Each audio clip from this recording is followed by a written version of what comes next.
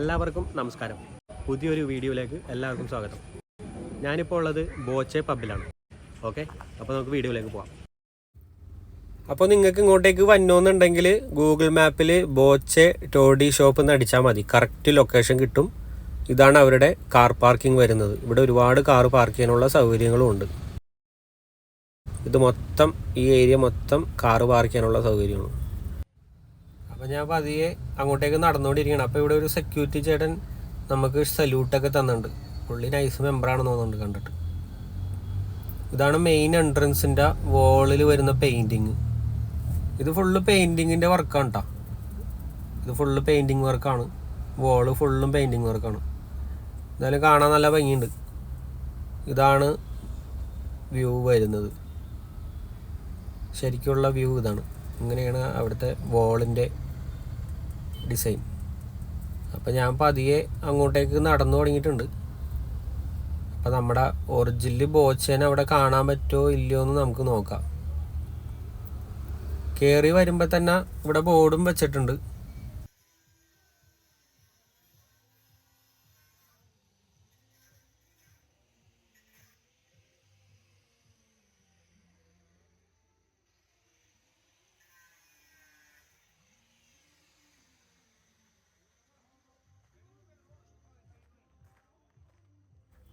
അപ്പോൾ ഇവിടെ രണ്ട് സൈഡിൽ ചെടികളൊക്കെ ഉണ്ട്.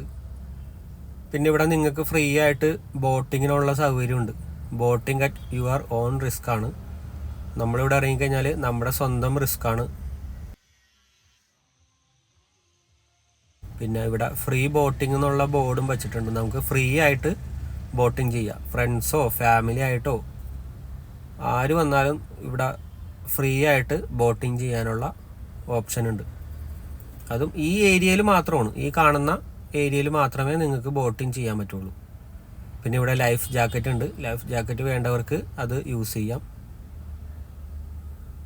പിന്നെ ടൈമിങ് വരുന്നത് 9 AM to 6 PM ആണ്. 4 പേർക്ക് ബോട്ടിൽ സഞ്ചരിക്കാൻ പറ്റും.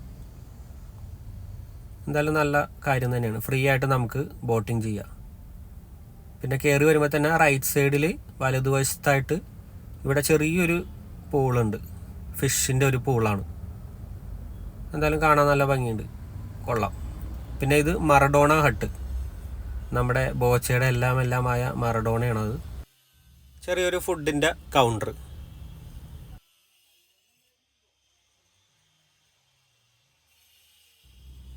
ഇവിടെ ബോച്ചയുടെ ഒരു സ്റ്റാച്ചു ഉണ്ട്. ലേക്ക് സൈഡ് ഡൈനിങ് ആണ്. അപ്പോൾ ഇവിടെ തന്നെയാണ് ഈ ലെഫ്റ്റ് സൈഡ് ഏരിയയിലാണ് ഫാമിലിയുടെ ഏരിയ വരുന്നത്. ലേക്ക് സൈഡ് ഡൈനിങ്.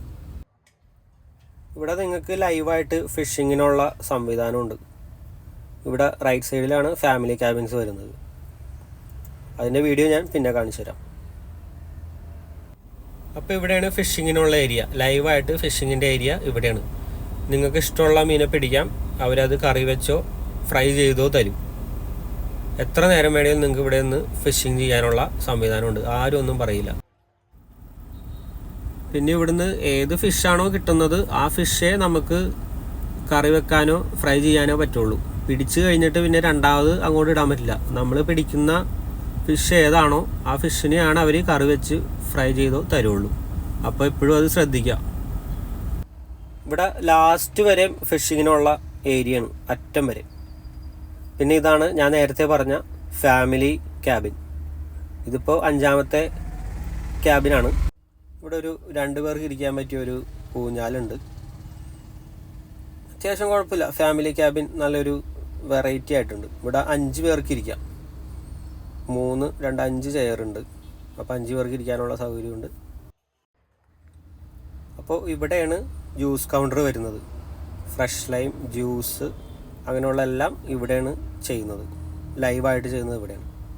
ഇവിടെ നമ്മൾ ഓർഡർ ചെയ്യേണ്ട, നമ്മളവിടെ ഇരിക്കുമ്പോൾ അവർ തന്നെ ഓർഡർ എടുത്തോളും. അപ്പോൾ അതിൻ്റെ കൗണ്ടർ ഇതാണ്. ഫ്രഷ് ലൈമും ജ്യൂസൊക്കെ അടിക്കുന്ന കൗണ്ടർ ഇതാണ്. അത്യാവശ്യം നല്ല ഭംഗിയുണ്ട്. അപ്പോൾ ഞാൻ നേരെ മെയിൻ എൻട്രൻസിലേക്ക് കടക്കണേണ്.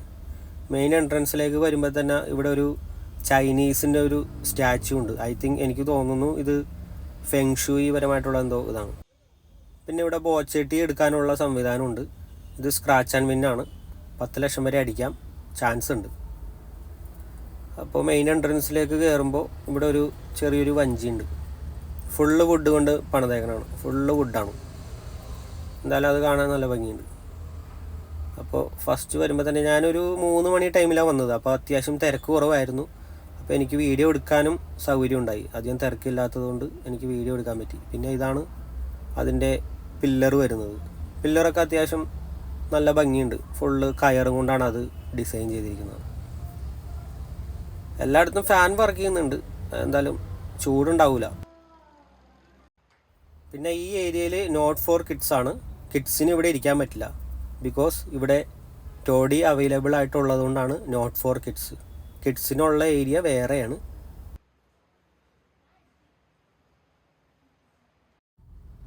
അതിൻ്റെ തൊട്ടടുത്ത് തന്നെയാണ് കിഡ്സിനുള്ള പ്ലേ ഏരിയ. ഇതൊക്കെ കിഡ്സിൻ്റെ പ്ലേ ഏരിയാസ് ആണ്.